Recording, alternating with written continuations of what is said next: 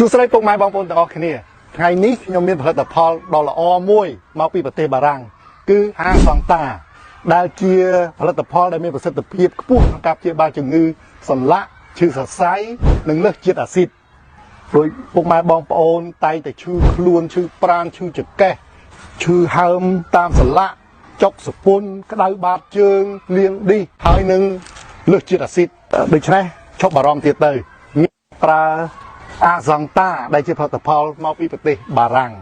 មានប្រសិទ្ធភាពយ៉ាងណាសូមអញ្ជើញទស្សនាវីដេអូទាំងអស់គ្នាសប្បាយចិត្តខ្លាំងណាស់ខ្ញុំបាននាំពីតាមកពីបារាំងខ្ញុំលេខបាត់ខ្ញុំទិញឲ្យប្រពន្ធខ្ញុំលេខទៀតណាប្រពន្ធខ្ញុំលេខឥឡូវជាទាំងអស់គ្នាខ្ញុំអត់ហត់ទេធម្មតាទេយើងជាណាមិនសប្បាយចិត្តហើយបើថាយើងឈឺហើយលុយកាក់ប្រហែលក៏អត់តដែរខ្ញុំឈឺស្មាជាពិសេសលាក់កដៃកជើងហើយនឹកជង្គង់ខ្ញុំកែងដៃខ្ញុំឈឺខ្លាំងដល់ពេលខ្ញុំសាកល្បងមួយថ្នាំហាសង្តាហ្នឹងរយៈពេលតែ3ថ្ងៃឯងខ្ញុំរៀងធូរខ្ញុំធ្វើការបានខ្ញុំឈឺជង្គង់ឈឺចលាក់ចូល2ឆ្នាំហើយវាយកឡើងឈឺយ៉ាងញោក្នុងចលាក់ហ្នឹងប៉ុន្តែរហូតមកផលិតផលគឺសង្តាហ្នឹងវាបកកែតាក់សិទ្ធិគេមែនអូនខ្ញុំចុកដៃចុកជើងជាពិសេសចង្កេះហ្នឹងឈររួចទេហើយស្មាហ្នឹងក៏ធ្វើឲ្យកើតដែរតាំងពីបានប្រើអាសង្តានេះមកខ្ញុំអាចធ្វើការគ្រប់មុខទាំងអស់បានគឺឆ្លាក់ដាក់ឆ្លាក់ជើងរួចកចុកជើងចុកដៃទាំងអស់បានលេបហាសង្តានេះបានធុងធ្វើការធ្វើឲ្យកើតដូចជាខ្ញុំអញ្ចឹងវាលើសជាតិអាស៊ីតហើយហើមតាមសន្លាក់ដៃសន្លាក់ជើងហ្នឹងគឺខ្ញុំបានប្រើរយៈពេលតែ3ថ្ងៃទៅមួយសប្តាហ៍ជារបស់គេមែនគឺប្រើទៅដោយទំនុកចិត្ត